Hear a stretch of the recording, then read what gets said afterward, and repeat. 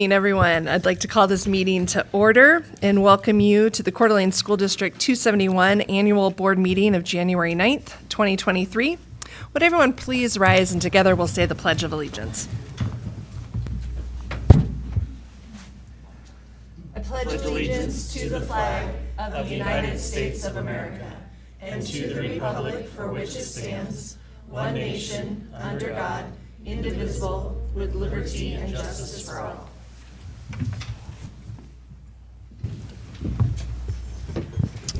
Well, good evening, everyone, and welcome back. It's good to see you all, and welcome back, trustees. I'd like to introduce our participants for the evening. Starting at my far right is Ms. Marianne Southwick, Clerk of the Board, Dr. Sean Hawker, Superintendent. To my immediate left is Mr. Casey Morrisroe, Vice Chair, Ms. Leslie Bierke, Board Member, Ms. Heather Tenbrink, Board Member, Ms. Allie Anderton, Board Member, and I'm Rebecca Smith, Board Chair. Public comment on district-related items is scheduled near the start of this meeting. Please sign in on the sheet provided at the back of the entrance door. Comments may also be submitted to the board via email at trustees@cdaschools.org or in writing through the clerk. Thank you. We have tonight's agenda, and is there a motion to approve tonight's agenda? I will make a motion to approve tonight's agenda. Is there a second? Second. All in favor? Aye. Aye. Opposed? Agenda is approved. We have three different, and so we'll go through each one. Approval of the minutes for the past three meetings that we've had. So would someone like to go through those, or is there any discussion on, we can approve them, I believe, all together. So any discussion? I motion to approve all three meeting minutes from December. All in favor? Oh, is there a second? Sorry. I'll second. All in favor? Aye. Aye. Opposed? All right, minutes are approved. Tonight is a great night. Today is January 9th. It's Law Enforcement Appreciation Day, and so it's only appropriate that we show our appreciation for our amazing school resource officers. And we are fortunate to have 9 full-time SROs serving in our schools. And this evening, we're going to be joined by 3 of them who represent our high school, middle schools, and elementary schools. So we're so glad. Come on. All right. Here, why don't you stand over here and I'll stand over here, and that way the trustees can see you and the community can see you, and we're so very thankful for you. And I've got these kind of in order tonight too. So Deputy Joshua Clubb is with the Kootenai County Sheriff's Office. Thank you for your service. Yeah. Mario Rios is with the Coeur d'Alene Police Department. Thank you, Mario. Joshua Reno is here, and thank you for your service as well. We're also joined by Deputy Club Supervisor Sergeant Ken Lalaton. Thank you for your service. Dave Hagar is here as well, and you're also representing the whole department, and so we appreciate that. And then, so I think that's your whole one. And then Dean, come on up, Dean. Dean Kleck, who organizes and coordinates our safety and security for Coeur d'Alene Public Schools and serves as our liaison to the public safety agencies in the community. A few more words on this day, and we're so thankful for you. Deputy Clubb is the SRO for Atlas, Hayden Meadows, and Dalton Elementary Schools. Detective Rios is our SRO at Coeur d'Alene High School. Detective Reno is our SRO at Lakes Middle School. And we also want to acknowledge tonight our other 6 SROs who weren't able to join us tonight, all of them with the City Police Department. Detective Nate Peterson is at Lake City High School. Detective Jordan Noble at Venture High School, Detective Lee Morgan at Canfield Middle School, Detective Brad Wolfinger at Woodland Middle School, Detective Alan Gilbert at Bryan, Winton, Fernan, and Sorensen Elementary Schools, and Detective Craig Wade at Skyway, Ramsey, Nexa, and Bora Elementary Schools in our Early Learning Center. In addition, Sergeant Mark Todd with the Police Department oversees the city's SRO team. A little bit of history. Our school district has relied on law enforcement to provide school safety for the past 28 years. The program began in 1995, and this partnership has only grown stronger. During the school year, the school district covers the cost of our SROs, and funding for the safety program comes from the supplemental levy that local voters have approved every 2 years. SROs are an essential component of our overall school safety program. They enforce the law and the work to prevent crime and provide deterrence for our students and our staff. They build positive relationships with students and staff. They share timely safety information about drug and alcohol abuse, social media threats, and all of the other risks that our students face today. Our SROs work closely with our school administrators to provide a safe learning environment for teaching and learning. So on behalf of the board, the superintendent, the entire Coeur d'Alene School District, and especially on behalf of parents who are assured and just thankful for the work that you do each and every day, we want to give you thanks. So thank you for all you do.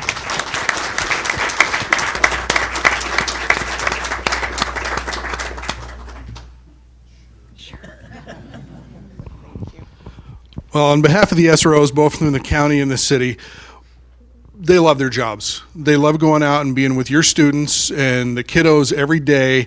They see them when they're out and about. I've been with them when they're off duty and they see these kids and they come up. And it's kind of that mutual relationship that goes back and forth. The other part of our job is the fact that, as you alluded to, is just the safety of your students. And that's something that we take to heart, we practice for. We work with the staff of the district, and we have tabletop exercises, in-school exercises, because number one is the safety of our students. They're the biggest asset that we have in our communities. So I just want to say thank you to all of you and to the school district for recognizing. Again, it's the hard work of the men and women we have and the teams that are out here doing it, and they're the ones that put it all together. So thank you for trusting us to have the trust with your kids. Thank you. All right, we need a picture. Yeah, we might have to scoot together.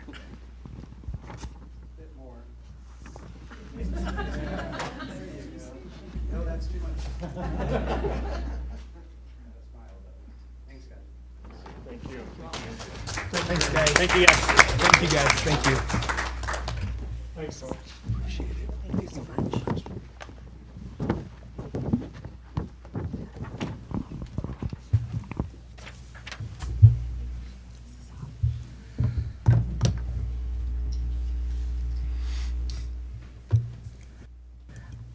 Also this evening we have staff achievements. All right. Our December Teacher of the Month for the elementary level was Christy Jensen. She's a special education teacher at Bora Elementary. Her colleagues said Christy took on a new and difficult role in the 11th hour of the start of this school year and has never looked back. Her heart and disposition make her a perfect fit for this important piece of our Bora puzzle. So thank you and congratulations to Christy. For the middle school level, we have Nikki Wilson. She's a life science teacher at Canfield Middle School. Her colleagues say Nikki is an excellent communicator with staff, parents, and students. She goes above and beyond the expectations that are standard. She is a warm and caring teacher that provides structure and realistic expectations for her classroom. So congratulations and thank you to Nikki. Our high school level for December was Jennifer Gardner. She's an English teacher at Coeur d'Alene High School. Her principal said not only is she an outstanding educator with a knack for building relationships with students from all walks of life, but Coeur d'Alene High School has benefited profoundly from her efforts outside the classroom as well. She has assumed a multitude of volunteer roles. So congratulations and thank you to Jennifer Gardner. And then finally, we had the KHQ local, what's the actual name? KHQ Local News Teacher of the Month. Yeah, Skylar Mance. He is a therapeutic support classroom teacher at Venture High School. And his principal said Skylar is always amazing. He is highly skilled at helping students manage difficult life circumstances and helping them be mentally and emotionally ready for learning. So congratulations to Skylar and thank you for working in our district, to all of our teachers. Terrific.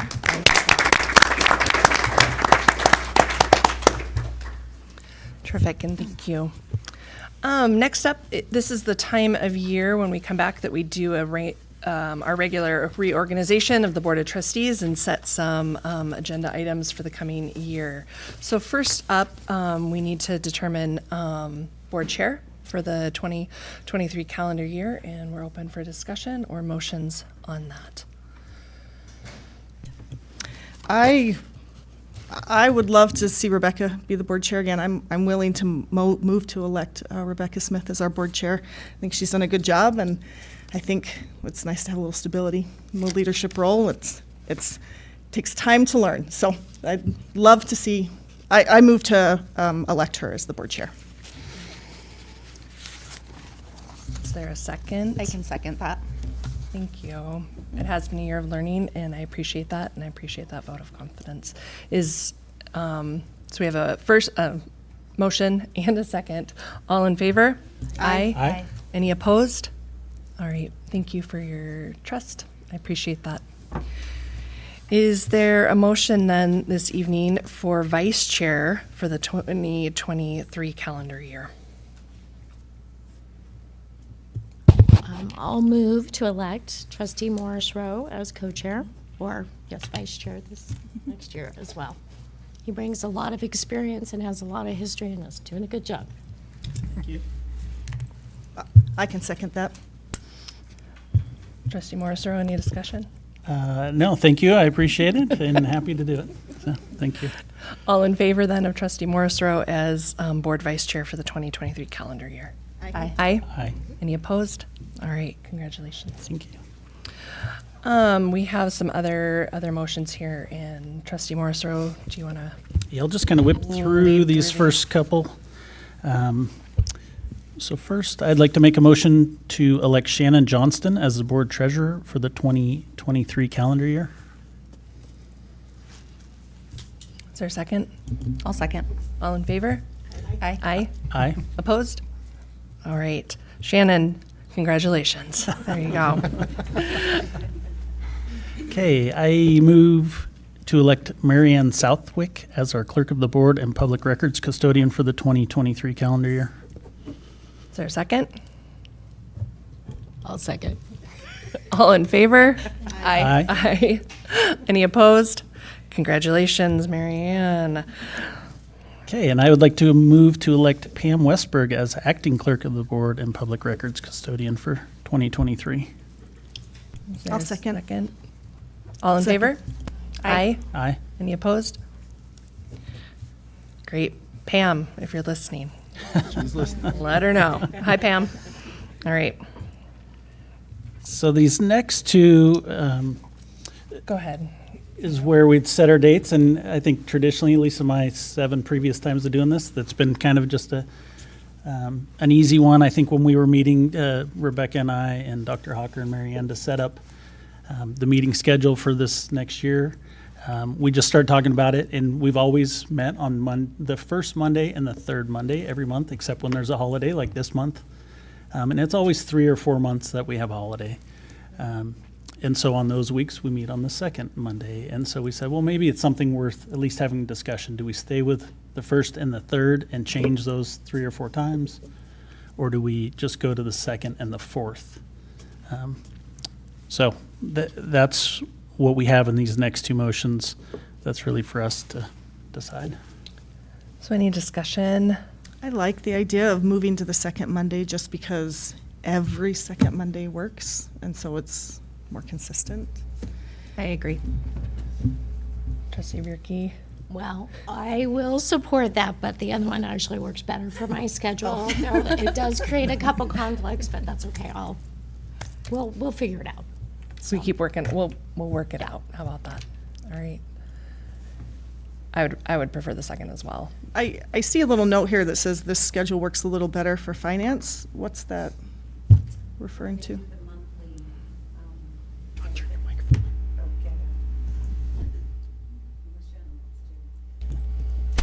When they do the monthly expenditures, then they can capture the month better if it's a little bit later in the next month. Okay. So hearing all that, is there a motion then?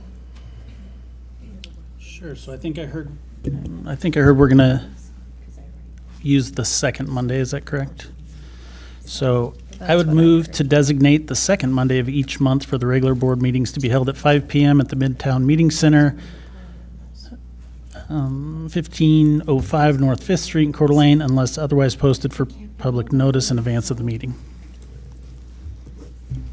I'll second. All in favor? Aye. Aye. Any Aye. opposed? All right, so we will move then to the second and continue to work on scheduling as needed, so. All right, And then let's talk about are we gonna- workshops, and it's the same, that's a different motion then, so, for special meetings. So assume we want to keep that week break in there and do the fourth week? The second and fourth, right? Just keep that consistent? Yep. Okay. Yep, unless there's There'll be some months, right? Yeah. That we don't do them anyways, already like the end of November, December. December, July. And would we likely not have one in March, since that's spring break? Yes, we won't have any. Okay. So we might end up finding another time anyways to do some of those special meetings. But that's what we do anyways at this point. But maybe do our best to combine them if other things pop up that we have to gather together. Does that sound all right? Okay. Does Okay. it make any difference for your schedule if we do third or fourth? For the workshop? Yeah. No, because the whole thing was thing up, so that's all right. Well, and, There's you know, just and a we're couple just, those are conflicts, just a that's set all. aside, right? So it's Right. general, that's what we'll do, but we always look at our calendars and set them anyways, Yeah. so. Okay. Fourth might be okay. Okay. Okay. I'll move to designate the fourth Monday of the month to be set aside for special meetings, workshops, and forums as needed, to be held at 4 PM at the Midtown Meeting Center, 1505 North Fifth Street in Coeur d'Alene, unless otherwise posted. All in favor? Oh, second. Aye. Oh, second. Sorry, I'm just on it. Is there a second? Second. Thanks, Trustee Anderton. All in favor? Aye. Any opposed? No. All right, we'll move to that. Okay, and I'll get the last one here too. I'll move to designate the District Administration Office in the Coeur d'Alene Public School website for the postings of board public notices per Idaho Code. The Coeur d'Alene Press will be provided the meeting agendas at the time of posting. Is there a second? I'll second. And just as a point of discussion for the community, that does change things because in the past it's also been posted here. But given that we have so much online right now and that ability, it does change from what we've done in the past. So all in favor of that change? Aye. Aye. Any opposed? Nope. So that is where we will post. The last thing is just a review of our Board of Trustees Code of Ethics. And we will go ahead and sign this. Any comments on that or anything? I always appreciate just reviewing it this time of year and just what we agree to. And so, yeah, any comments on the ethics? There is a copy then in your packet then that will be signed and we'll give to Ms. Southwick. So when we're done. I was gonna read each one but we're not. We all read it and so. Other than, can I make a comment make a and give comment. us a little pat on our back? I think we're doing a pretty good job of this code of ethics. Yeah. Yeah. One of the things that we will do then, and I just was going to make this just clear to all of us, is that coming up here, we will do some sort of board, just kind of review and check in and set some kind of how are we doing as a board and that type of thing, either at upcoming workshop or maybe next meeting, sometime in the next 2 months, just as we look ahead to the next year. So. Great. Department spotlights. Dr. Hawker, would you like to introduce Mr. Kerb? Sure. Yeah, tonight we're going to get to hear from Hope on the Home Front. And so, Mr. James Kerb, it's all yours. Thank you very much. I invite my team members up here as well. We're from the Hope on the Home Front team, and we bring together 4 programs, the McKinney-Vento program. James, sorry, can you make sure your mic's on for us? Thank you. Hello? There we go. All right. We're with 4 programs in the district, and one of them is the McKinney-Vento program. Years ago, this was referred to as a homeless program. I'll tell you why that's not so much anymore. We also have the 21st Century Before and After School program, the foster education, and Indigenous education. The history of the McKinney-Vento program, which is for folks that are without a home, started for me back in 2004. Linda Powers invited me to manage the McKinney-Vento program here in Coeur d'Alene. Since 2004, the number of McKinney-Vento children that we've identified in the school district has significantly increased. Last year, we had 387 students identified as not having a stable home last year. This year, we're going to eclipse that number. We've already identified 470 students in our district that are without a home. You might say, how is that possible? Most of these children are doubling up with friends and family members, grandparents, and we just try to find them, to reach out to them, to offer them all the support that we can. We'll talk to you about some of the supports we offer here in just a little bit.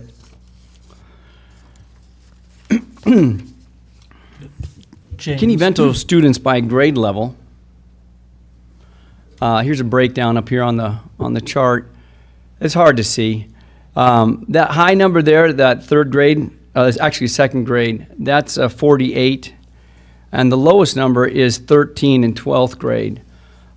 This is pretty typical of what we see year by year, of more children identified in the elementary schools.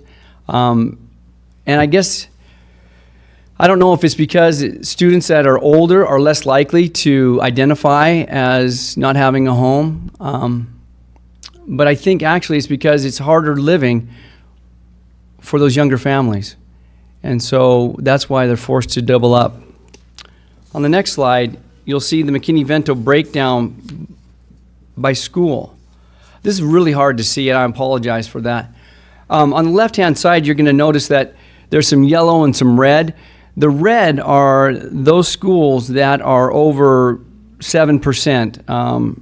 Nexa at this time has got over 10% of their student population in the McKinney-Vento program. Venture also has 9.7%. There's a lot of need here in Coeur d'Alene for these families. At this time, I'd like to introduce to you Jennifer Kirikoff and Paula Lyon. They're going to talk to you a little bit more about some of the services that we offer to our students at our McKinney-Vento. Hi, I'm Jennifer. I think my voice just cracked. Okay, so I'm going to go over the first two bullet points. We meet with the students to assess their needs. So we find these kiddos, usually through the counselors and through the school. We work with foster kids. We work with Children's Village. We have a lot of different resources in the community that we use and who help us kind of identify these kids.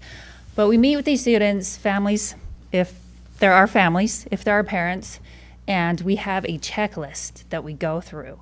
So we go through their needs according to everything that they need, scholastically, mentally, clothes. We have closets at both of the high schools, at both CHS and Lake City. And we just try to help with anything that they could possibly need to break down those barriers so that they are able to get an education.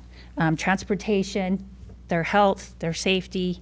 And then the second one, we meet with school counselors to update them on available services. We love our school counselors. So just a little shout out for the counselors because they're amazing and they do a lot of work. But we meet with them. We like to work with all ages, elementary, middle school, high school, but we especially like those middle school and high school kids because they like to hide. They're really hard to find sometimes. And so we have our successes and we have a board in our office with these successes and these kids that we find and that we help. And the counselors play a huge part in informing us and providing us information on these kids and the things that we can do to help them. We work with mentors. We are able to help them if they want to go on to college, to help them get scholarships. There's a lot of scholarship money available for these kids because most of them have gone through some type of traumatic experience, or they're completely on their own. And so we find that a huge success, and we love to work with these kids. Okay, Paula. You said it all. She didn't leave me a lot to say, but it is such a privilege to be McKinney-Vento liaison and work with teachers, counselors, staff admin, and particularly our community partners. We are so blessed, and I hope the community knows how blessed we are. Very generous community. We have well over 60 community partners that help provide resources to the school district, and we coordinate with all those entities.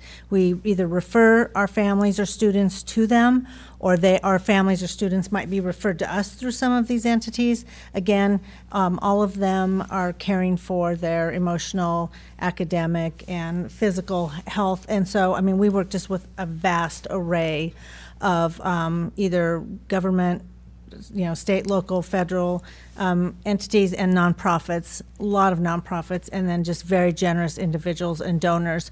With that, I get the privilege of being the shopper. I help run both the Core Community Closet, which is again housed at both Coeur d'Alene High School and Lake City High School. We've expanded, which basically addresses primarily high school needs, and it provides, they both provide hygiene products, school supplies, and then everyday clothing and dress clothing, professional dress clothing, to allow these kids to participate in all extracurricular activities the same as all their peers.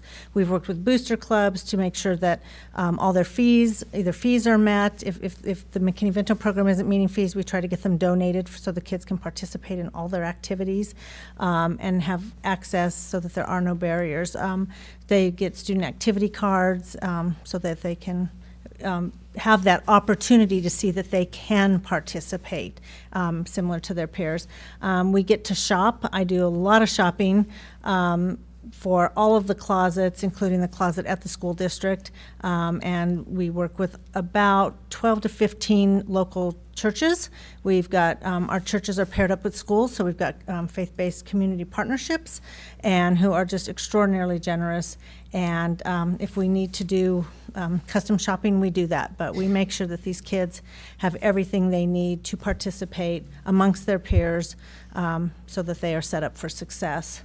And again, Jennifer and I just, our favorite thing is to work, of course, with the kids individually and helping them to succeed. But it's just a real privilege to work in this position with this team.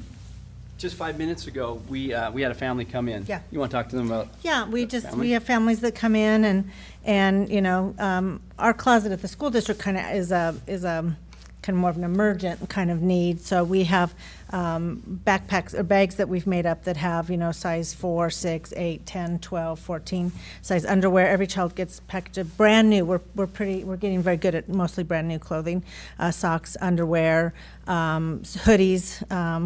And sweats and sweat bottoms, joggers, jeans, and of course we've got coats and hats and a million hats and gloves that are donated, and so we're able to get them that stuff. But what's really been nice is we've been able to offer the families laundry. We're having the churches, the communities donate more things like laundry supplies.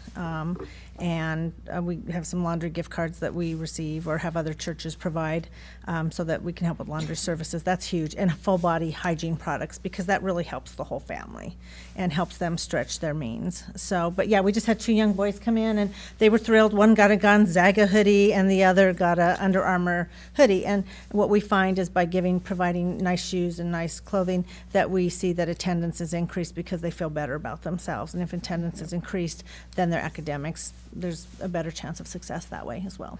So, yep. So thank you. You're welcome. One of our other programs is the 21st Century Community Learning Centers, 21st CCLC programs. And these are before and after school programs at Bora, Fernand, Nexa, and Winton.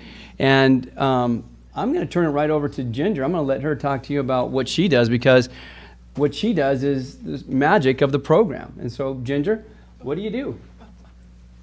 Hi. I'm the after-school enrichment program volunteer coordinator. I get different people in the community to come in and share their knowledge of whatever they do. We've had STCU in there, U of I's food and nutrition program. Currently, both Hayden and Coeur d'Alene Library comes in and volunteers. And right now, the kids really like the food because she feeds them. So they're really happy when the food lady comes in, they say. So, but yeah, we have many more. Right now, I just left, where did I leave? Winton. I just left Winton with Apex Disc Golf. Volunteered some of their time to come play disc golf. So, and I couldn't do it without the great team behind me because this is my first year doing this and I don't know what I'm doing. So You're doing a fabulous job. there you go. I will Thank pass you. it back off. All right. Now I'd like to introduce you to Sari Mays, who is our Indigenous Education Coordinator. And so, Sari. Thank you. Chokma. So like I said, I'm Sari Mays. I'm the coordinator for the Indian Education Program. I've been there just about 10 years. The program's been in existence just over 10 years. We're federally and tribally grant funded, mostly from the Kootenai Tribe and Coeur d'Alene Tribe, but we are working on others as well. We always need more money. Gosh, it's hard to know where to start to describe our program. We have a little over 300 Native students in the district. This has been pretty continuous year after year, about 150 of them that are enrolled in our program. Of those 150 students, it represents 62 different tribes. It makes it very difficult to do a lot of projects we might choose to do that would involve language and more intense studies. So most of the focus is on just getting these kids and families together so that we can share our culture with each other. Also in educating the school teachers, non-natives, about who we are and what we do. We found that by third grade, the kids pretty much have decided what we look like, because basically the curriculum kind of focuses on Lewis and Clark, Sacagawea, those sorts of things, and then we kind of die off, until we get in high school, and then we might be brought up a little bit, but there's not a whole lot. I'm constantly asked by teachers, for resources, how can we enrich what we've got, because there just isn't enough available. There's lots of resources, but which ones are good, which are accurate, because most of them aren't. We aren't still wearing feathers, we're not still living in teepees, but we are still active in politics, we have jobs, we're not out just gathering berries, although we do. So that keeps me very, very busy. I was looking at figures this afternoon, and in the past 10 years, I've done over 600 presentations in classrooms. And a lot of those have multiple classes in those classrooms when I do a presentation, so that's a lot of kids. I also go in and talk to staff, about our culture too, because a lot of Native kids, especially if they're coming off the reservation, just have a different way of learning. There's things that make it much easier for those kids to transition. One of the most important things that we're working on right now is teaching trunks. And this has been kind of in the back of my mind for quite a few years, and this year it just really, really worked for us. So in these trunks that we're putting together is a really wide range of resources, both online, freebies that teachers can get, resources through the tribes. It's a huge number of resources. Plus, there are books that are included. We received a donation of books from the State Indian Education Department, which is a wonderful book about the only one written about the 5 tribes of Idaho. Let's see, there was a really large donation from the Coeur d'Alene Tribe. They've included some posters and one of their books that was written by one of the elders. Oh gosh, there's so many. There's a map of all the tribes in the United States. It's a huge box of just great resources that includes stories and all kinds of things. So by probably 2 weeks from now, We will have those out in every fourth grade classroom in the district. So I think that is just going to be a huge asset for the teachers. They won't have to be struggling anymore to try and find what's appropriate. So this should add a lot. Also, the state's very interested, and I think they may be looking at it as a possible state model. So I have hope there. And otherwise, we try and work with as many of the kids as possible. Victoria couldn't be here because she is at our monthly Monday night meeting, which now you're invited to since you'll be going to the second Monday. And we just do cultural activities with the kids. It's really the whole family is invited. We have a literature night because we found that, you know, illiteracy in Native families is really large. And so we try and promote giving books to those families, and hopefully they'll be reading those at home. We've also gotten some donations where we were able to get more contemporary literature, Native literature, into the libraries at the schools. So we've given out quite a few books to them. So hopefully it'll continue, and we'll keep adding to these teaching trunks, and the program will just get better all the time. Thank you, sir. Thank you. The reason we're able to do so much has to do with the partners that we have in the community. Here's just a few of them. Paul, I think, counted. Yeah, there were well over 60 community partners or entities that donate and support us in one way or the other. And so this is, just barely the tip of the iceberg. So very generous community. Yep, so we're all very grateful for their help. That's it. You have any questions? Thank you very much for what you do. Before you go, thank you for all you do and for your whole team, and especially for that list of community partners there. That's a tremendous list. So much good work. Thank you. We now have our high school student body reports, and I believe we have a video from Venture High School.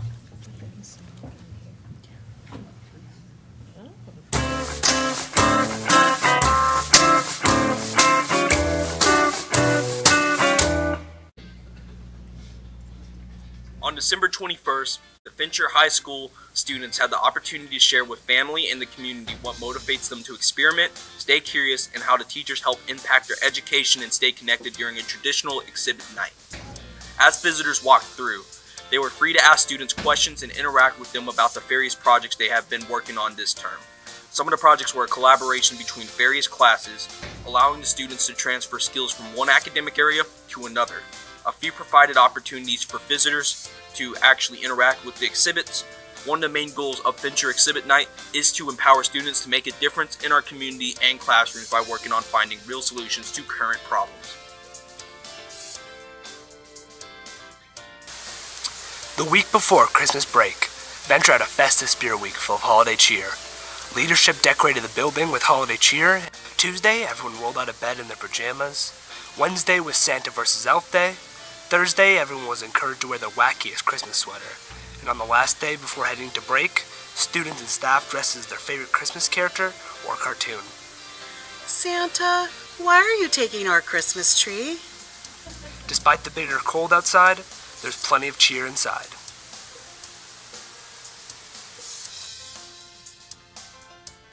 Last year, the Coeur d'Alene School District saw the closing of the district print shop, which had been housed at Fincher High School for the past 9 years.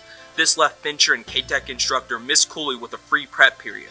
Looking at areas of the class offerings, it was decided to offer the students an art class, which also provided an additional opportunity to gain a humanities credit. Miss Cooley immediately applied for and was awarded a California Casualty Music Plus art grant. This helped purchase supplies needed to get the class started. The class, which focused on problem solving through art, includes daily 10-minute sketches and an abstract color wheel based on Sonia Delaunay's art style. The students also had the opportunity to study animals, insects, and their environments in order to create their own creature and environment, exploring sculpting, resin, and cyanotype photography.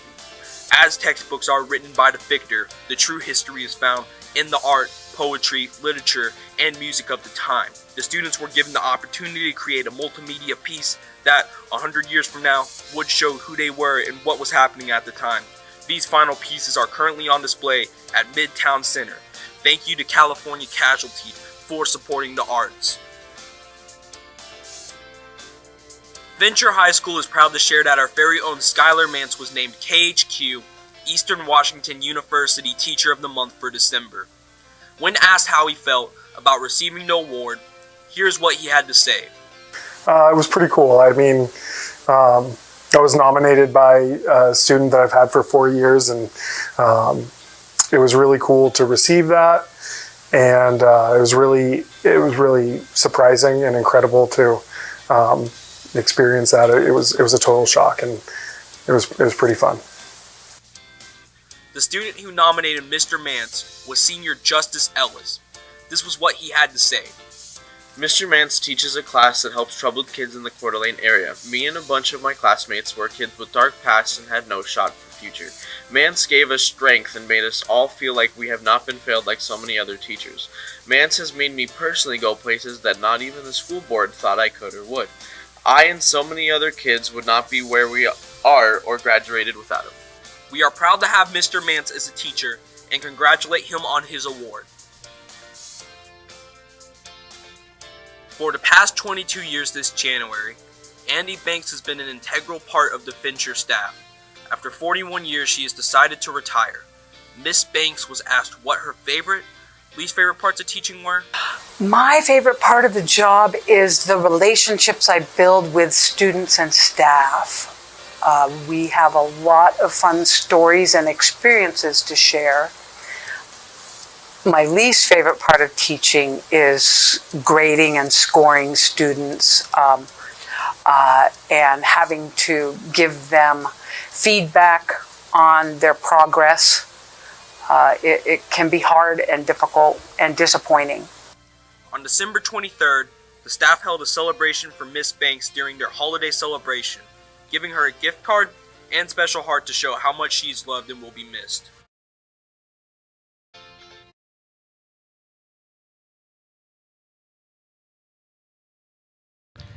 Terrific. Thank you so much, Venture. And one other announcement about Friday. Yeah, I was just going to mention we don't have Lake City and Coeur d'Alene here with us tonight coming off the holiday break, but they're busy this week. We have Fight for the Fish, their annual spirit competition on Friday evening between the two high schools. And if you haven't had an opportunity to check it out, it's pretty spectacular, something you have to do at some point in your life. Bring your earplugs because you won't hear for days if you don't, but it's a lot of fun, and that's this Friday, so good luck to both schools. It is at Coeur d'Alene High School this year. They alternate who's hosting, and I believe it's 5 o'clock. Sound about right? Yeah. So 5 o'clock, the girls' teams play, and then the boys' teams play. The basketball scores don't have anything to do with the competition, but it's a lot of fun. So Great. Good luck to both schools. Yep, good luck. All right, would love to welcome our SAG, or Student Advisory Group, for your student advisory reports this evening. And welcome back to school, you guys.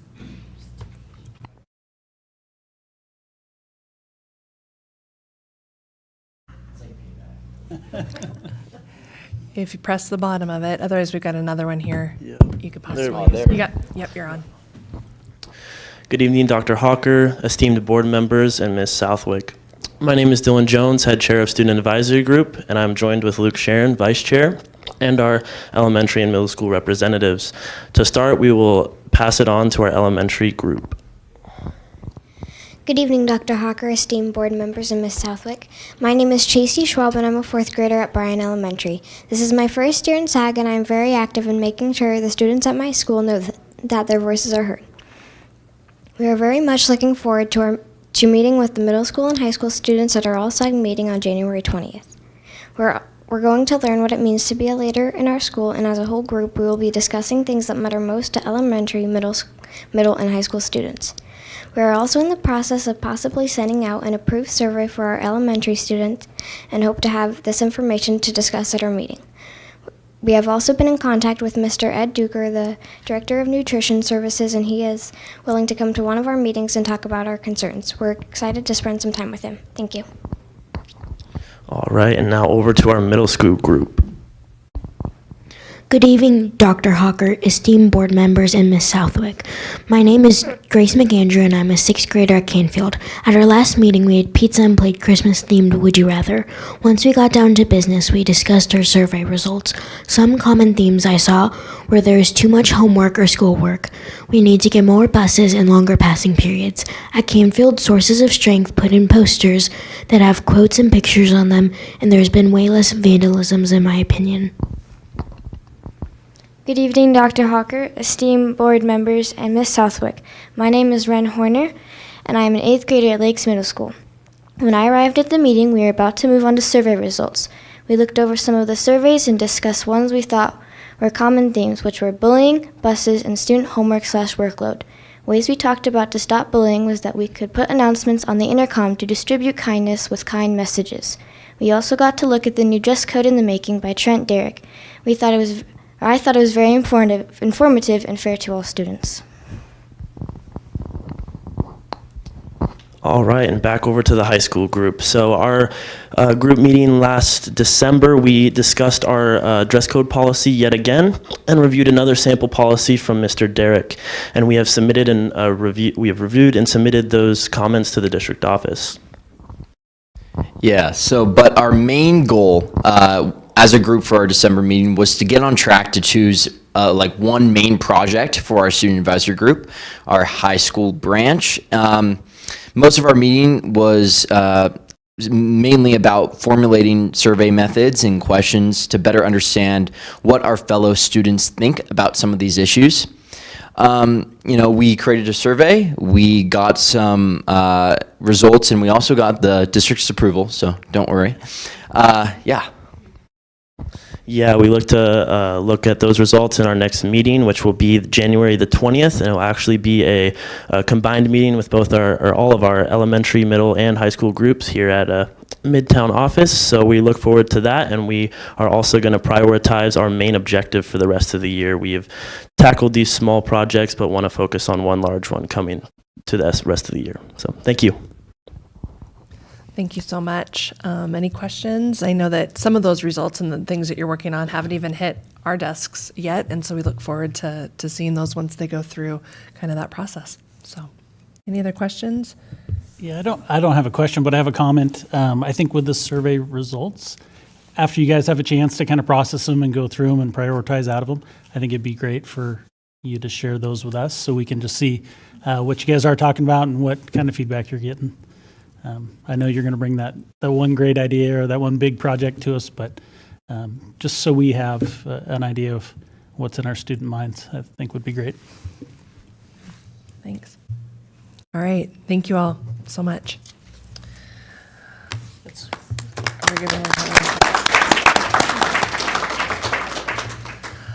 Next up, we have Mr. Hayes for our CEA, Coeur d'Alene Education Association report. Thank you. Thanks for your time. I think this evening, inaugurating 23, I'll stand for questions and be happy to take any feedback, but I'll leave my comments as they stand in your packet and be happy to continue to update you on the CAPS process. Terrific. Otherwise, all right. I'm always available for my thoughts at your pleasure. Great. Any questions or anything for this evening? I think we're good. All right. Thank you, Mr. Hayes. Where to go? All right, we're going to move into public comment. And I'd like to remind the public that while this is a meeting of the Board of Trustees that takes place in public, it is not a meeting with the public. It's a meeting of the board to discuss district business. The board does allow some limited public comment on district-related items. Those wishing to address the board during this public comment period are limited to one comment, not to exceed 3 minutes. At the designated time, you will be called to the podium. Please state your name and city of residence. Because of the diversity of issues, members of the board will not respond to public comment made during tonight's meeting. Instead, issues may be recorded and referred to the proper staff member for follow-up.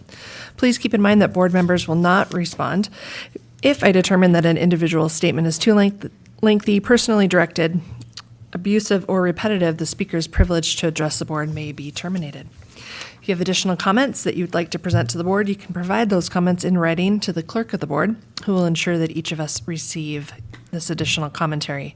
If you have handouts for the board, please give them to the clerk, who will disseminate them on your behalf. Thank you. This evening, I'd like to welcome Russ McLean to the podium.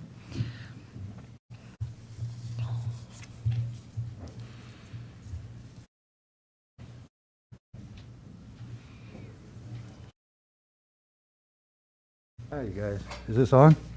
Yep, and Okay. I think if you can just lean into the mic, that way the people Yeah. at home can hear as well. Thank you. I've been traveling, so the mask is important. We went on a 3-month gallivant across the world with Nicole. It's Russell McLean in Coeur d'Alene. I came to talk about, we started a process on the ROTC program for the high schools, and I kind of dropped off because I went on my adventure. But we're looking into seriously getting it funded locally. We have very good support from our local businesses. I want to get this done, and I'm hoping that there could be a workshop. And the main goal isn't really to get the kids into the military. The goal is to get them their background checks and security clearances for real gainful employment. That's the expensive part of getting into the tech world. And it can be done. The government does hire contractors by the thousands. So with NIC going down the toilet, we got to do it here. And the ROTC program is the best avenue to get into these clearances. And I got to really thank your Mike Nelson, terrific man, really a great guy. And that's all I got to say, but if we could work out a time for a workshop, bring in all the players and put it together, it needs to be done. Thank you. Thank you so much. Mr. Ed DePriest?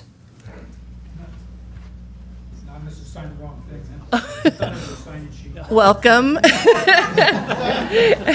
And thank you. All right, I think that's what we have for public comment this evening. No, well, you can have 3 minutes. All right, let's move into our consent agenda then. Thank you all.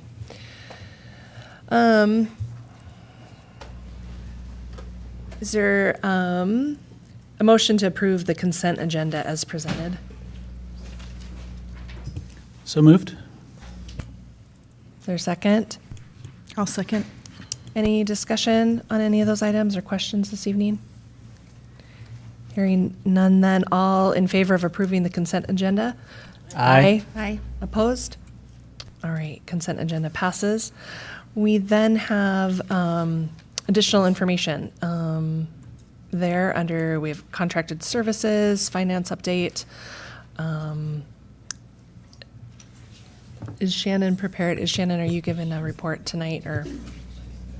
It's just the monthly finances. Just the monthly finances and student discipline. Any questions for anyone on any of those? Those are there for information. Great. We're going to move into action items then. And so the first thing up is our ELA resource adoption, and board member rep is Katie Groutman. Are you going to present on this and kind of give us a little bit of background, and then we can move into it?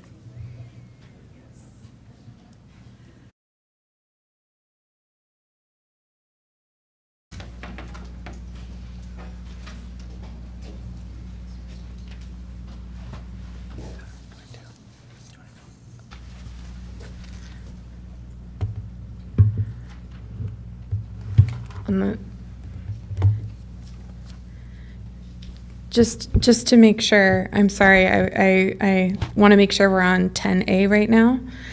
That's where we're at. We are at the ELA Resource Adoption Committee. Beautiful. And, Thank you so much. yeah, that'd be great. My apologies. I was momentarily distracted. Yes, so thank you so much, trustees, and Happy New Year. Under Idaho Statute 33512A, we now have a new requirement for how we create our curriculum committees.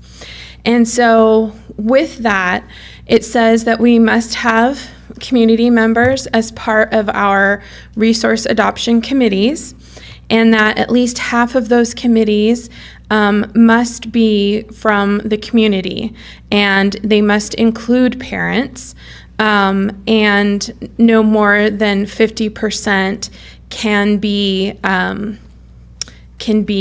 a teacher or administrator or trustee employee of the district. So knowing that, we put out in December, the month of December, we put out a form. It was on the front page of our district website, and invited people to join for both our ELA and science committees. Our ELA committee, which is what we're discussing first, had 14 people from our community apply, which is lovely. The problem with having 14 and 14 is that those groups can get rather large, and we want to make sure that we have all voices who are part of the process have ample opportunity to be heard during our meetings. So what we determined as part of cabinet is that we would really like to keep our committees to about 14 or so. So we took the 14 members who applied. We just did a simple old cut up on the, cut them up, we put them in a cup and drew out 7 names. Then I did the same thing with the teachers, except we had 2 kindergarten teachers, 2 first grade teachers, 2 second grade teachers, et cetera, who wanted to be part of this group. So I just drew 1 kindergarten teacher, 1 second grade teacher, et cetera. And that's how we arrived at the names that you're seeing before you tonight.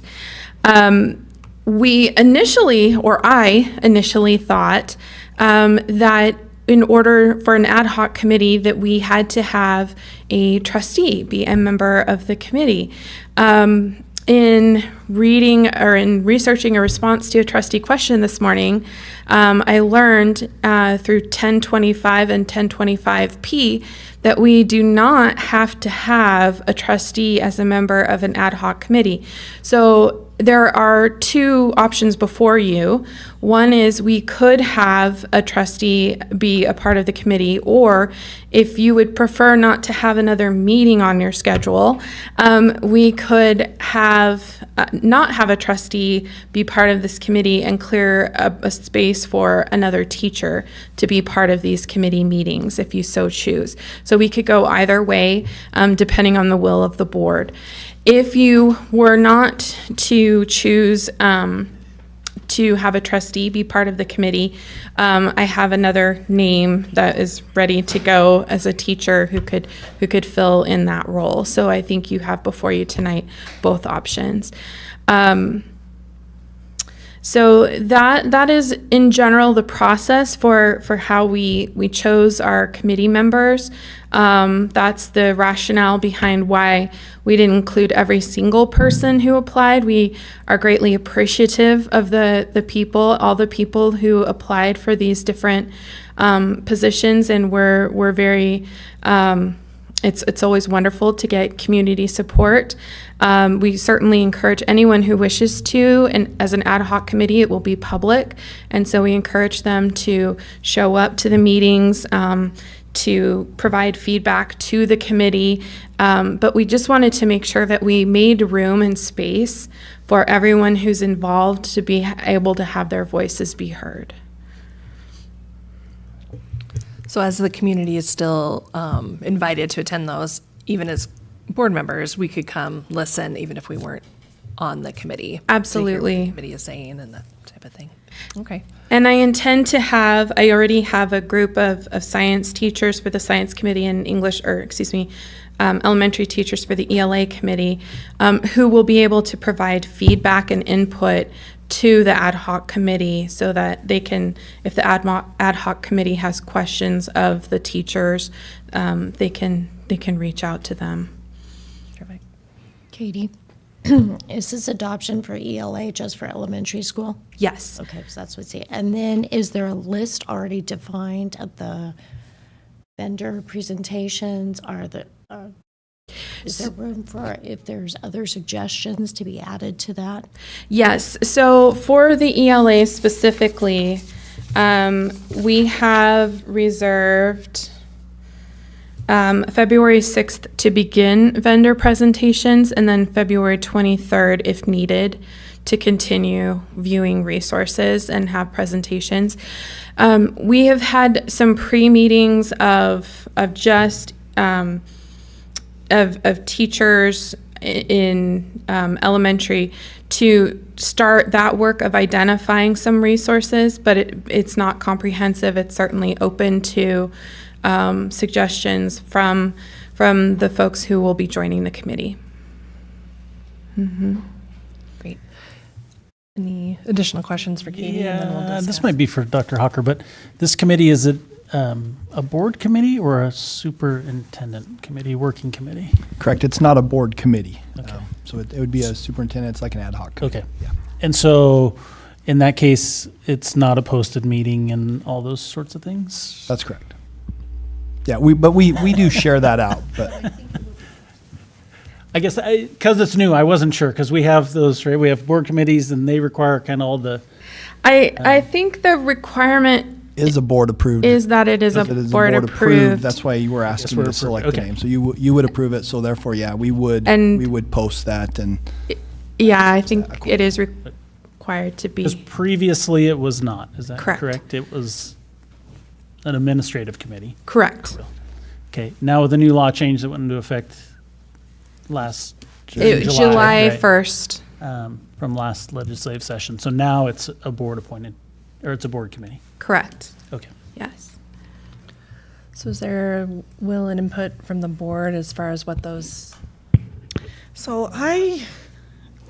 my preference would be not to have a board member on these committees, because when I look at these lists, if we don't have a position on the ELA committee, then that opens up a space for a Title I teacher to be on the committee, which Correct. I think would be great.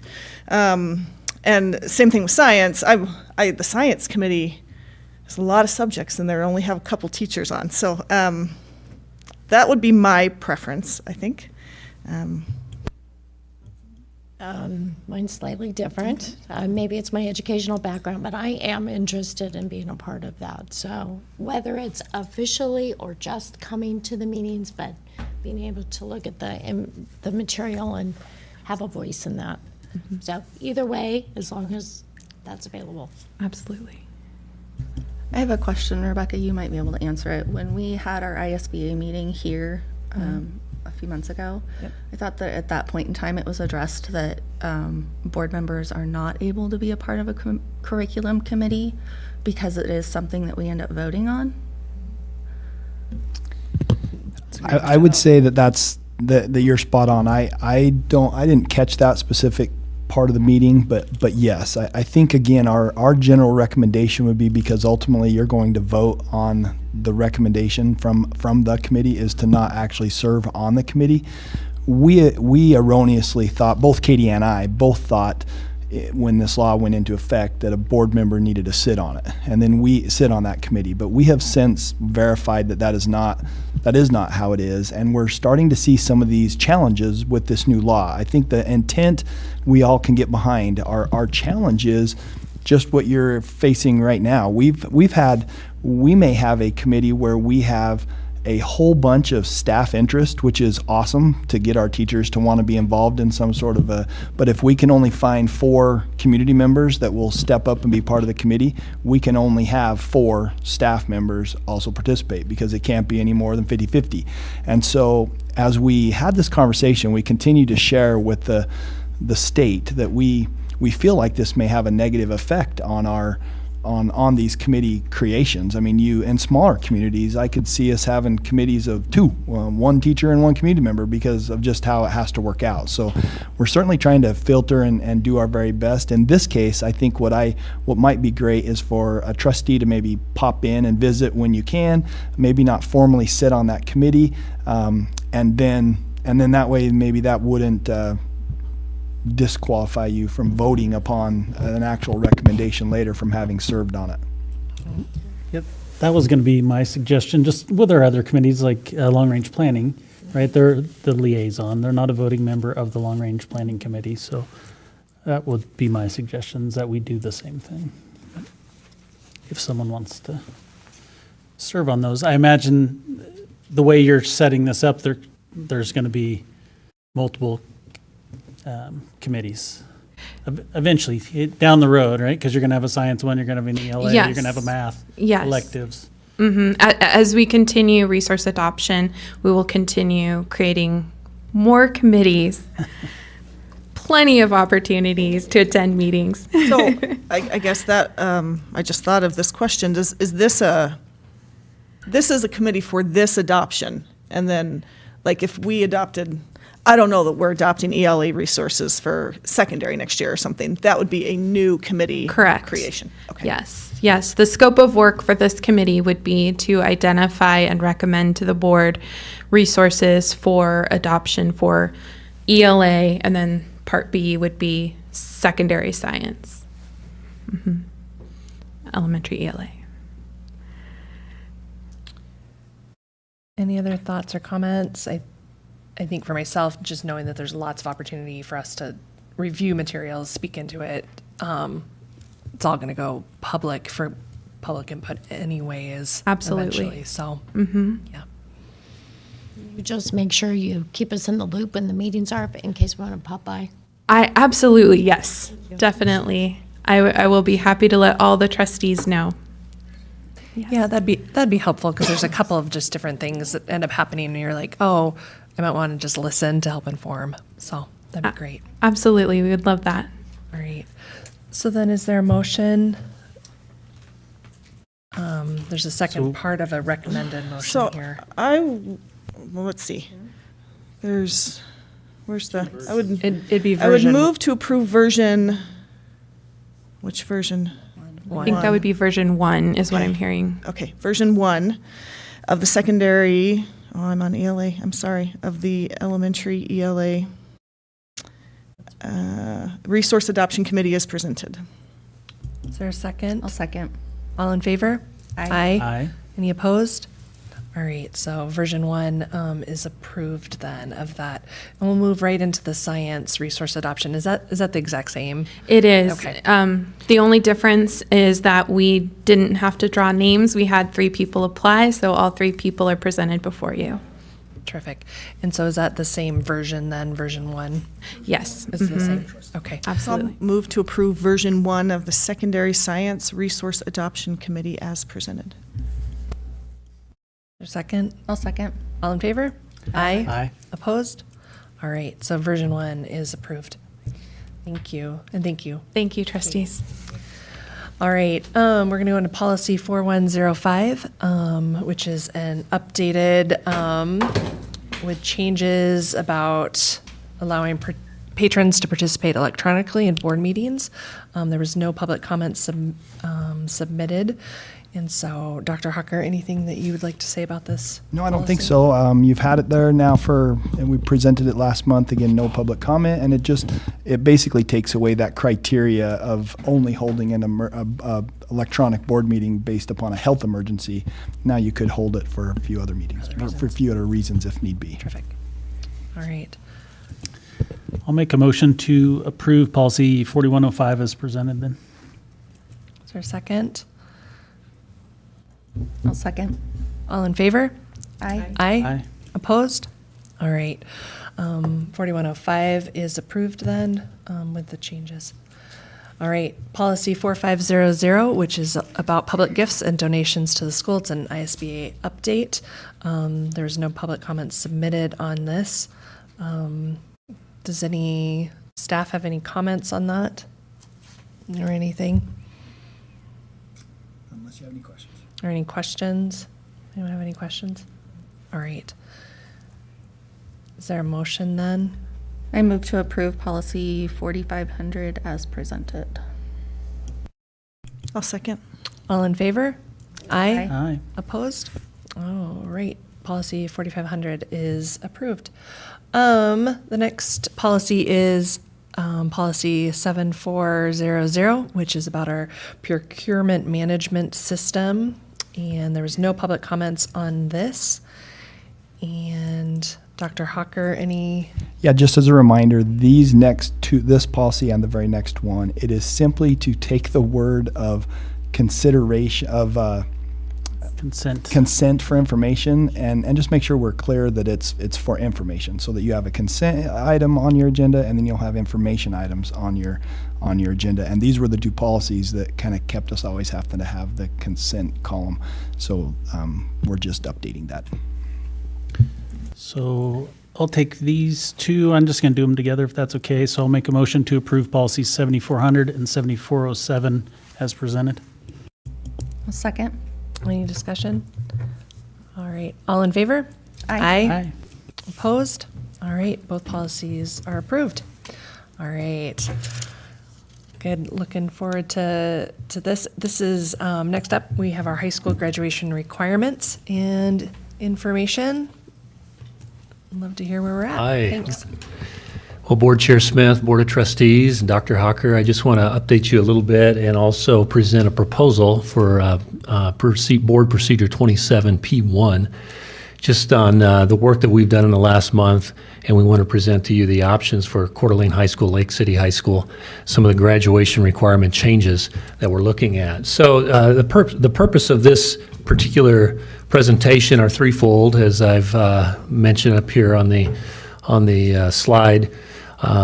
Again, the importance of maintaining the structural strengths of our current schedules, as articulated initially by Ms. Clifford and also Mr. Randalls here a couple of months ago. They talked about that.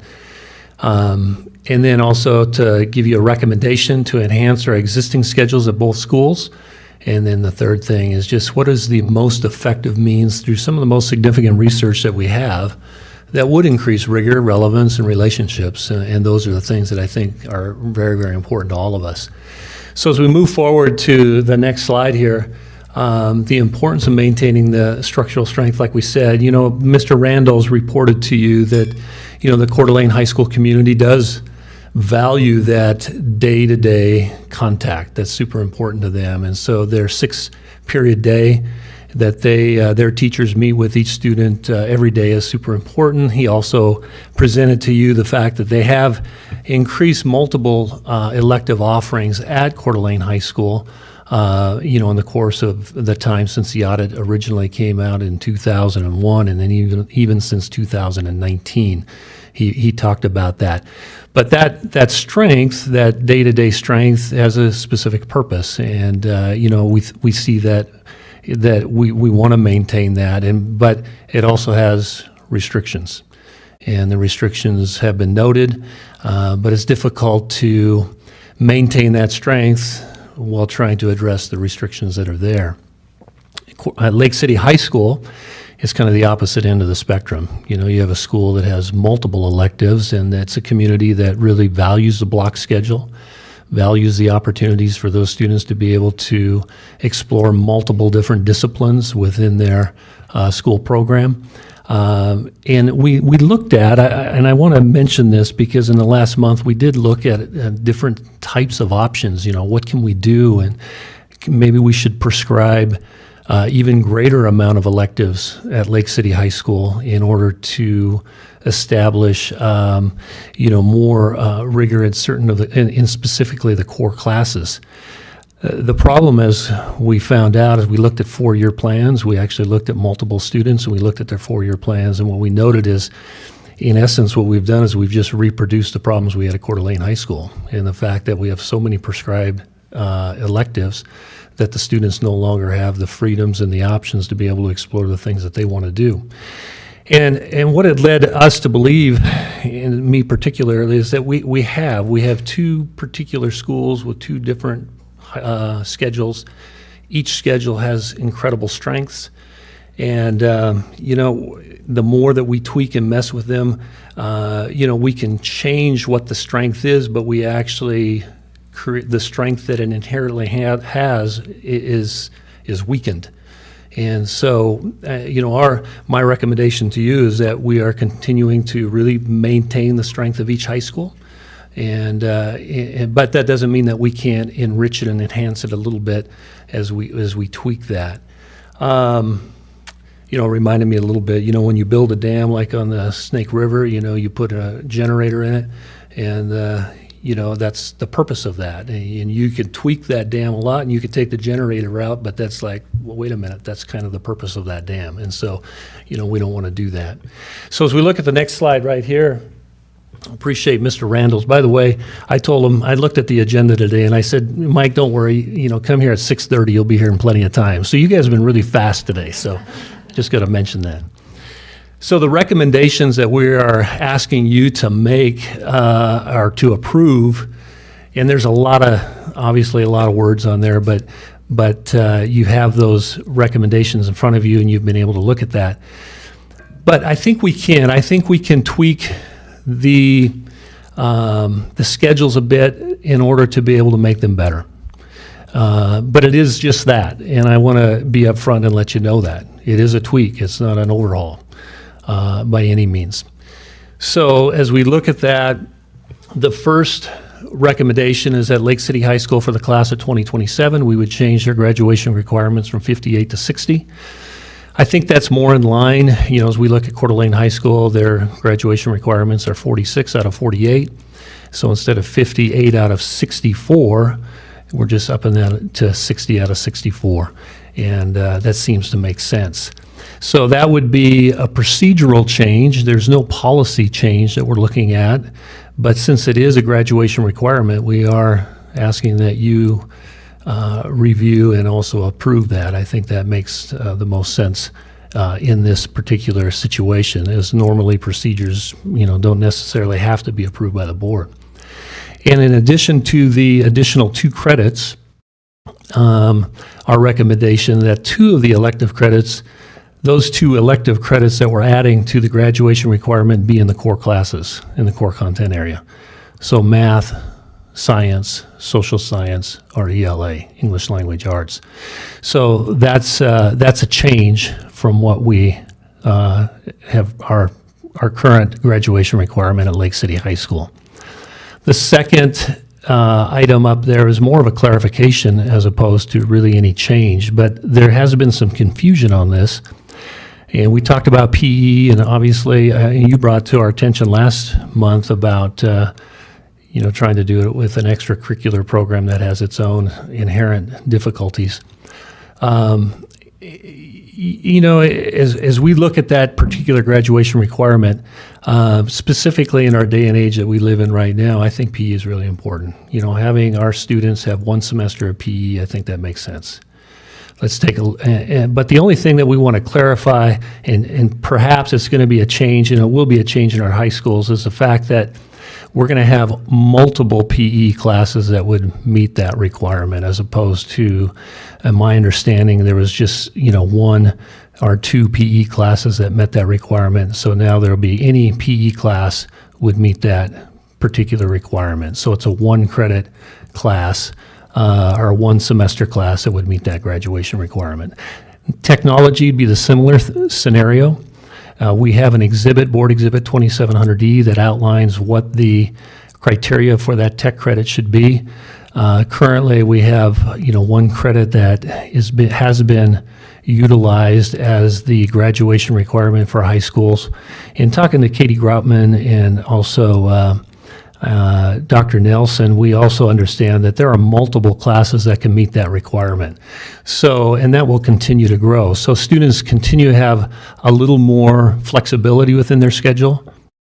They won't have to take that 1 particular class. They can take the tech class that has interest to them.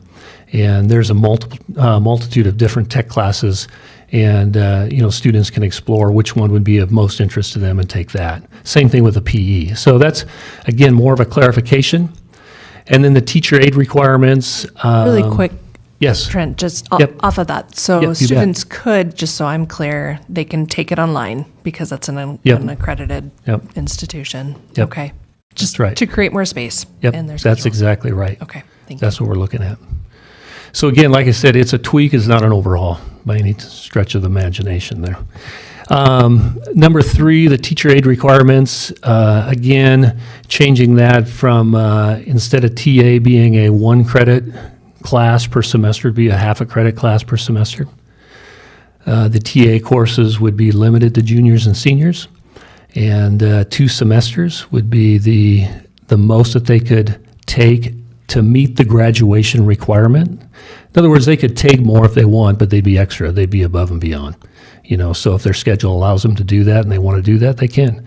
But only 2 of those semesters of TA or the advanced TA would go towards their graduation requirement.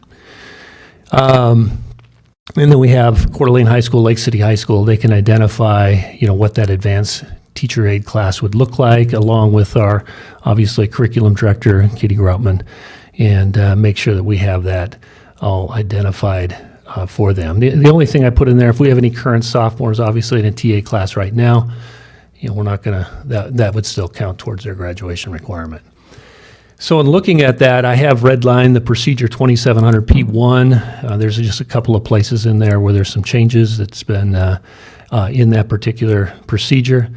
The exhibit 2700D is just for your information to look at. Trent? Yes. Would these, the first ones would apply to freshmen next year, class of Right. 2027. Would the PE and technology and TA tweaks apply Immediately. starting next semester? Yep, starting next semester. Yep, next semester is what I'm presenting. Yep. And as far as the TA, I'm just saying next year because it's kind of hard to change that midstream in the middle of the year. But starting next year. So the TA would change, starting 2023, I see. Yep, But the PE right. and the technology would apply next semester? Yep. Yep. Starting next semester, immediately midstream. So if a student happened to, for example, if a student happened to fail the one class that we've identified as a tech credit for a graduation requirement, and they now could say, hey, wait a minute, we have multiple opportunities now. Instead of just that class, there's maybe 6 classes we could choose from that would meet that tech credit on that. Mr. Randall, is there anything you want to add to that? No, the tech credit issue is truly an issue at CHS. We're pretty bound right now with how it's defined with the 10 hours code. But there are some other classes where students are exposed, quite deeply to technology, but they're not getting the tech credit. Right. So with that, and just a third part, just very, very briefly, I wanted to just talk about on the next slide, just I call it the engine. So if we can move to the next slide, I think it's a very powerful engine that this district has identified to increase rigor, relevance, and the relationships that are important for our students to be successful. It's a triad. To me, this is what's exciting about for me coming into Coeur d'Alene Public School District is the fact that there are so many things in place that truly are special here. And the teaching framework that's been in place for several years with those 6 instructional staples, it's a real focus on great instruction. And we need to continue to monitor that, to promote that, and we want to continue to embed that in every class. That's super important to us because that is excellent instruction right there. When we talk about planning, making sure we have community, the workshop model, which just is a way of identifying our lessons and how do we put it together, making sure our students have great thinking strategies, discourse, which is the ability to have a civil conversation about different things, and then what's the right assessment. And then if we look at the PLC, which we've just begun the process of this year, and we're going to embed it next year, we have a focus. So in the teaching framework is a focus on instruction. The PLC is a focus on learning, where all of our teachers consistently, weekly, will be asking those 4 critical questions. And it's really about student learning. What do we want every student to know? How do we know if they've learned it? which is an important assessment piece. What do we do if they haven't learned it? What do we do if they've learned it already, which is the enrichment? And I know that's important as well, that we not only provide remediation, but we provide enrichment. It's a powerful engine right there for us. And then obviously the HRS, which Dr. Hawker has talked about, and really, the vision that he's articulated for this district is powerful. Those first 3 levels: safe and supportive collaborative culture, effective teaching in every classroom, guaranteed and viable curriculum. It's a way, what the HRS does is allows us to have a tangible method certification process that says, are we meeting it? Are we there? Are we getting there? So it's an important engine. And so I bring that up because I think this is the piece that really is going to produce incredible rigor, the relevance that we want to see, and those key relationships. And if we go to the next slide, I just, real briefly, just the research by John Hattie. He's an individual educator, a researcher, is visible learning. It's probably the most comprehensive research we have in K-12 education. So over 300 million students have been a part of these studies. Over 95,000 studies have been compiled. And in the process of looking at all of this, he's looked at over 250 influencers and said, these are the things that affect student achievement. And then he's put an effect size, like really what he's looking at is what is the not the potential, for this to really help. I've linked those in there just for your own benefit. But if we look at the ratings there, what we can see is, those that are coded red have unlikely to actually have a negative impact on student learning, which are very few. But if we go to the very top, potential to considerably accelerate student achievement. So I just put kind of a couple of things there. One is that collective teacher efficacy. 1.39 is probably the highest effect size. So as far as a correlation between what we do in student learning, is one of the highest things that we can have, which simply is this. Collective teacher efficacy is simply saying that when you have a group of teachers and building administrators that believe strongly that they can have a positive effect on student achievement, it happens. Well, that ties directly into our professional learning communities, ties directly into our teaching framework, ties directly into our HRS levels of certifications as well. To me, as your fairly new director of secondary education, I think that's where we're really going to have the most bang for our buck. And as we look at our teachers, we have great teachers, we have great staff, we really do. What we're doing now is just trying to really focus. Say, let's have a focused conversation about these things. And not only have the belief, but let's have a really, really clear direction. And that's what we want to accomplish right here. Now, you'll notice on the opposite end, modifying school calendars and timetables, it really has a very little impact. So we can spend a lot of time, and it's not that it doesn't have any impact. I don't want to say that, but we can spend a lot of time on what's the best schedule. The reality is, through all the research, nobody's identified the best schedule. There probably isn't a best schedule. So there's a lot of schedules out there. We just want to make sure that each schedule that we do have, we really we focus on that collective teacher efficacy moving forward, and many, many other things as well. So that's kind of what we're asking. We're asking you as a board to take a look at that 2700 P1 and hopefully approve that. So that's, I don't know if there's any other questions that you have. Well, Trent, we've only talked about school schedules for 4 years. So. And this is like the 20th variation I think we've had. Just briefly, I think when these originally came, when Deanne and Mike came and spoke with us, Lake City had the 2 additional elective credits, and I think the board feedback at that time was maybe in math and English. That's right. Kind of, we wanted to see that focus. So you've come back with a variation of that and added in science and the social sciences. Yeah. So can you explain briefly maybe why you did that? A couple of reasons. One is when we look at core content, again, how do we determine which content is more important than the other? If we look at the sciences, that's also an area that we're tested in with ISATs now. That's super important. Social studies, all we have to do is kind of look at the world we live in these days, and social studies becomes a very important content for our graduates. So it was not so much that math and English weren't important, but it was more of a conversation about, the need to say, how can we choose one over the other? So let's just add all of those in there and let the student have the choice to be able to make that determination about what they think would most fit their interest, desire, and maybe their need. I don't know if that answers your question, Casey, but that was a conversation that we were looking at. Thank you. And then these are, Ms. Smith, these are here for information tonight.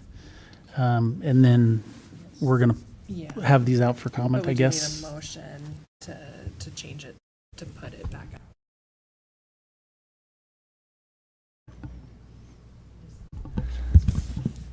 Chair Smith, the red lines are the proposed changes to the presentation that was shared tonight. So these are procedures, not policies, so they don't necessarily have to go out to the community for a specific input.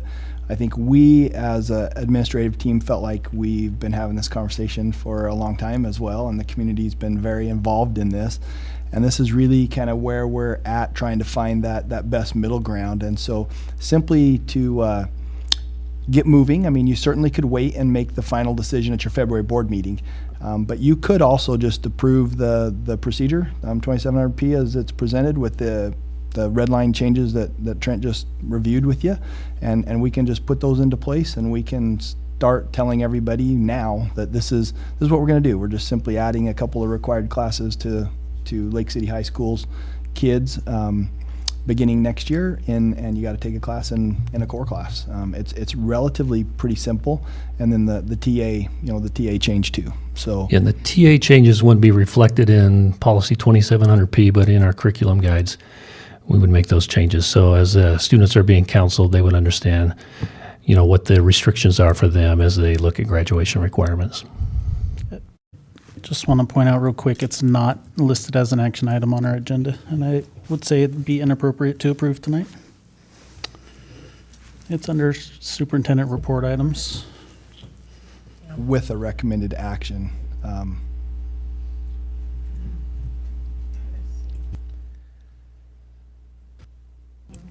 I don't know, usually above item, like in this agenda, item 10 is all of our action items, and then 11 superintendent items are non-action. Well, and again, because this is a procedure, it's not required to be approved. We're trying to make sure we also, this is a board.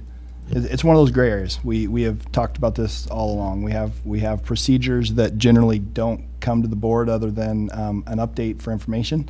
This is a procedure that, because it does affect graduation, we want the board to make sure that this is what you want.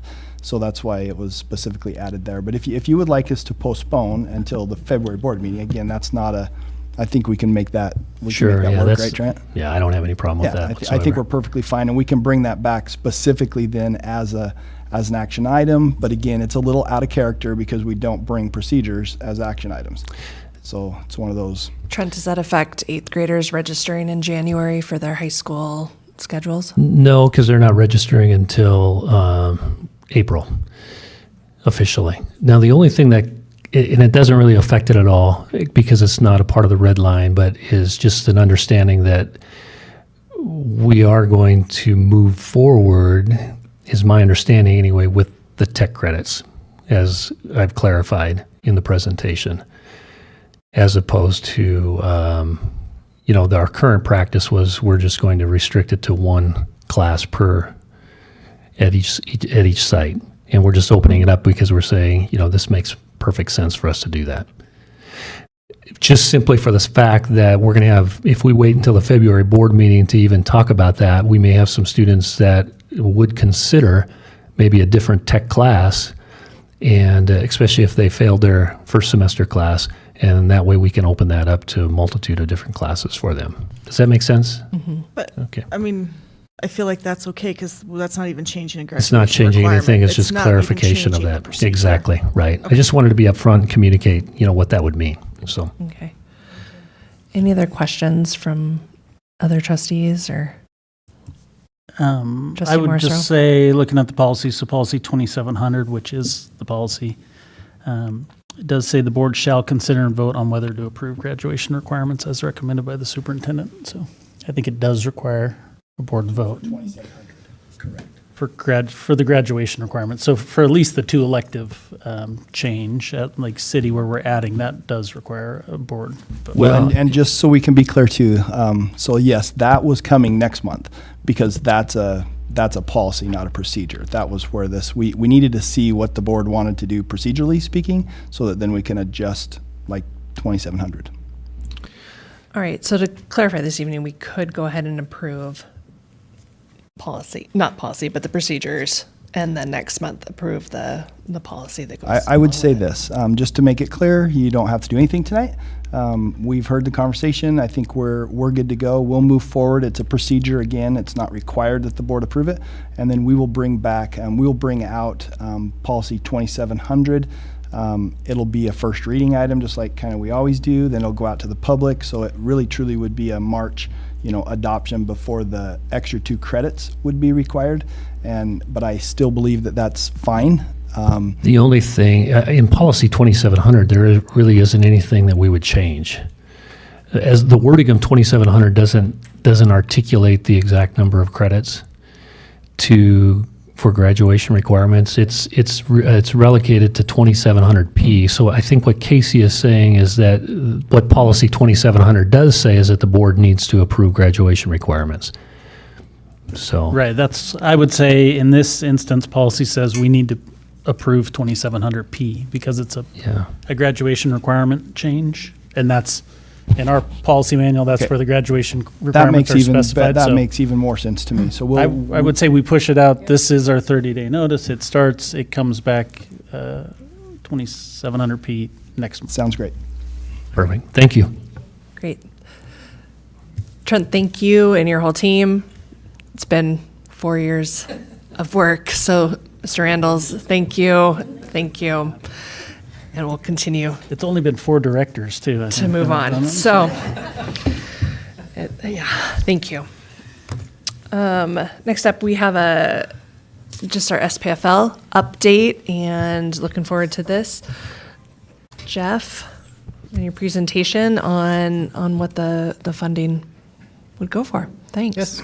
Good evening, Chair Smith, Superintendent Hawker, members of the board. I'm going to talk a little bit about the school plan facility levy. When we put out the thought exchange in early December, overwhelmingly, and I think you saw the data on this, was what are we going to do with that money? And so we were planning to put that out anyway, so that was good feedback for us. And I think we heard when we ran the levy in August as well, that people wanted to know what we were going to do with those funds. And when we were looking at that over 10 years, that data was astronomical. There was an awful lot of data that was out there, and it was really hard to understand. And so I've spent a good bit of time breaking down that data. I ran a report from Amoresco, that's the database that we use for our asset management. And I said, okay, what does it look like for 5 years? What does the program say we need to do for work over the 5 years? And it basically came out there was $60 million worth of work over that 5 years that we need to do. And so we know that with this ask of $5 million over 5 years, we have $25 million to work with. So I needed to pare that down. And so I basically put it into a spreadsheet and just started putting into columns of things that we needed to prioritize and things that we feel like we can continue to defer. And so I just started moving those over into the continue to defer column to get down to what was manageable and what we reasonably felt like we could consider, looking at the really highest priorities, talking to our maintenance team, knowing what they would say are the highest priority, heating and cooling systems, knowing where we need major asphalt repairs in the district, et cetera. So we put that data together, and I would note that, so of that $65 million, as we pared that data down, there's still $40 million that we will be continuing to defer that we'll need to address after the 5 years if this levy passes. And so we did a good bit of work to do that. I met with the Long Range Planning Committee. We have a subcommittee that helped review this as well. I met with my maintenance team to run it by them, to get their feedback, just to make sure they agreed with the direction I was taking it. And I put that data into several different packets. There's several different pieces in your packet. And I'm not going to go details. I could, probably spend 25 minutes up here, going through all the different data. But I think what we wanted this data to become public. We want this to be out there so that people know what are we going to do with this. There is what I call a detailed summary. That's one I suspect people will probably get a little confused by. For me, that's a document that helps guide what we're going to do. It took some of the projects that are already allocated that the board has already approved that we presented a couple of months ago, kind of put those to the left of the line, pulled those out, created the 5 years, and then shows what we're going to continue to defer. So to me, that's important, but probably to the general public, that's not really important. But as you look at the summary documents, I think that's where it gets important. What are we going to do at what schools? What are we going to do over the 5-year period? And, I think it's important to understand, too, that these are estimates. These are, numbers that Amoresco has spit out based off of kind of industry averages for doing, say, for example, a roof of a comparable size at a school, so they're averages. So these will change as we go out for bid, but these are the projects that we think we can accomplish over the 5 years based into those 5-year categories. And then we took the safety and security projects that we presented to the board several times as well. So again, I'm not going to go into great detail on these because that data is there. We wanted this to be out so that it can we can start to use this for information for the public to see what we would plan to use the money for those projects over that 5-year time span. And then also to see if you have any questions, and if Seth came out, if you have any questions on the safety and security components of that as well. Do you want to say anything, Seth? Or? Okay. I think for me, Jeff, as I looked at this, something that jumped out is that so many of these things are really almost what I'd call behind the scenes kind of things. They're things that we're going to continue to need to lift up to say, hey, here's what we did, because we don't all see the boiler when we walk in to our classrooms. And so a lot of those things seem to be very much a priority. Which of these lists are we really going to put on the front page of our website right now? Because there's a lot here and you really have to dig through it. And it's just for those that need that simple, here's the first year, here's the second year. I want to be sure that we're really clear to our community on that. Thank you, Board Chair Smith. So up on the screen, we've got kind of our simple summary. Even our simple summary didn't turn out so simple, as you can see. When I printed it off, in the biggest size paper we had at our district office. Scott Mabin, the wonderful Scott Mabin, is working on simplifying this even further. So that we can get it all on one page and just post it. We will have links to the documents that are in your board packet if people want to go into further detail. As Jeff said, though, those can get confusing really quickly, and so we were trying to summarize it as best we could while not losing some of the details. So. Yeah, thank you. Are there questions, comments from trustees? I would just say thank you for the work, the board, and I think the community asked for this work. And, we had it there before, right, in August, but it was 100 pages or something, right? It was really specific and really hard to digest. And so I think this is great. This one that you're just showing kind of a small chunk of it, and maybe for those at home, that's what it looks like. But that's probably the most digestible piece in there for me, with maybe links to those couple of summary documents that you talked about.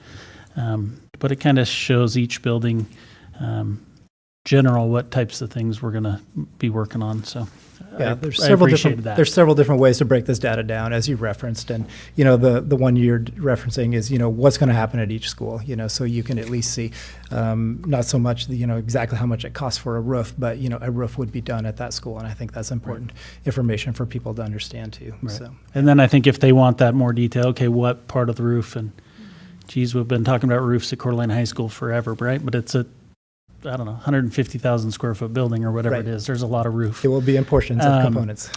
So, if they want that greater detail, they can go to those summary documents and find that greater detail. Yes, correct.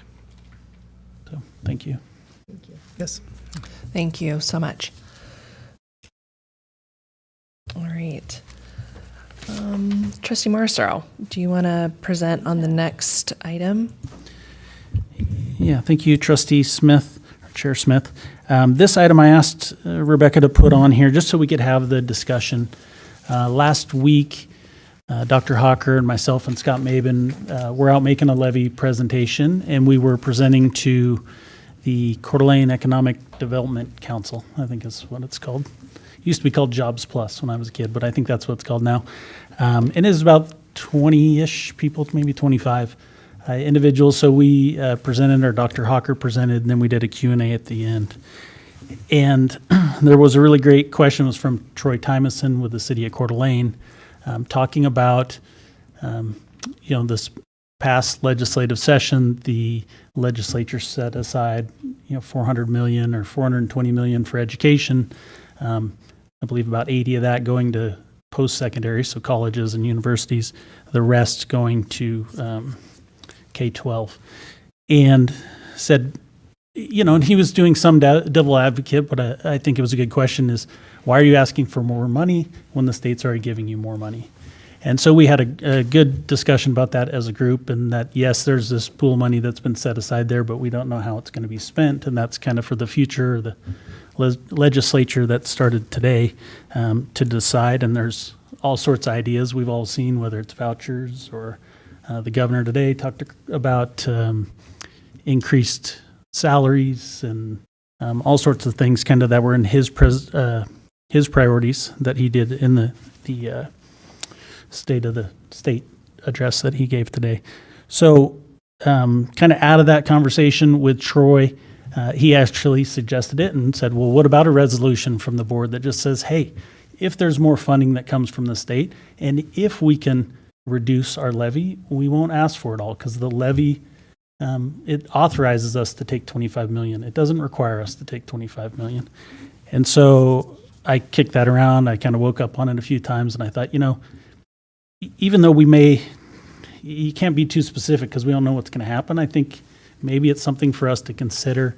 And so I just wanted to have that discussion. Is that something we're interested in?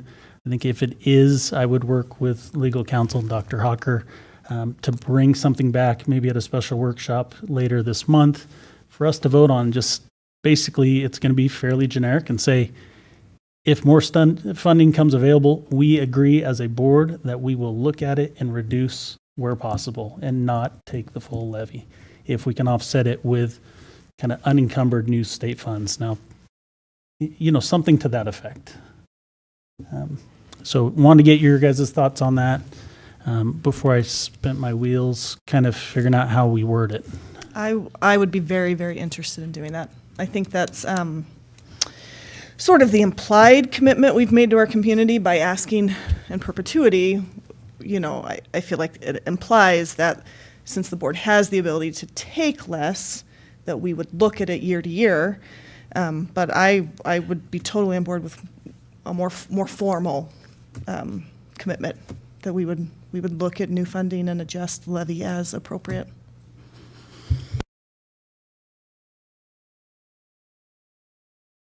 I think our community would like that too. I think it's a question that's bound to come up. That was the first public presentation that I've been a part of, and it was one of the first questions I think we received.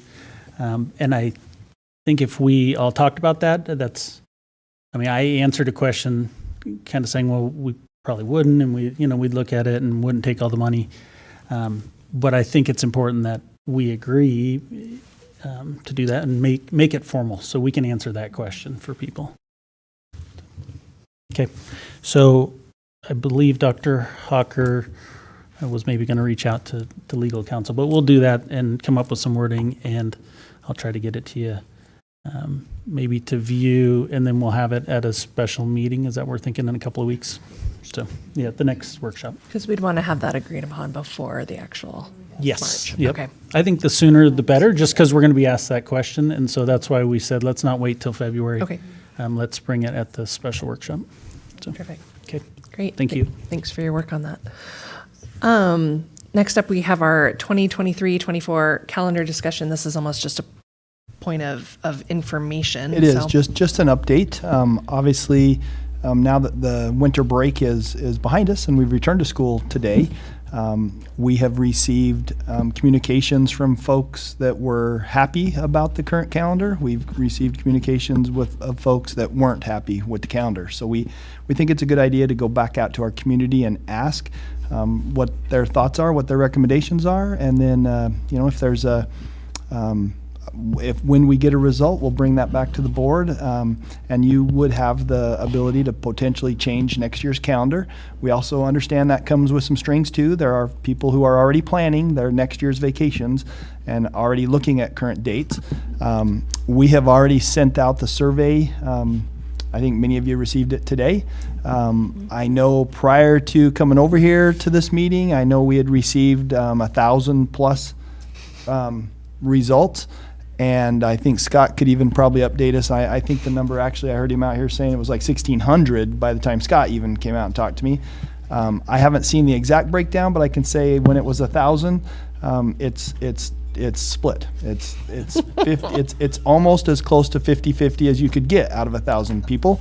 So I'm not sure if there is a right calendar for you to possibly consider, but at least I think it's important for us to ask the question. Let's see what kind of overall results we get over the next little while, and then we'll bring you that information for a possible consideration of maybe a change, maybe not, at your next board meeting. Thank you. All right. Let's talk levy open house date discussion. Good name there. So the trustees are going to hold at least two Let's Talk Levy with the trustees, kind of open house times coming up, so where community can come. We can talk about the upcoming levy, and so below are just some dates and times. And so we Minus the Monday. minus the Monday, we won't be doing it on the 16th. So there's two date options there. Leslie, what's your first choice? Since My first choice is January 24th. For the first one? Yes. And The second one? yeah, how about that? Choice for the second one is February 24th. And February 24th?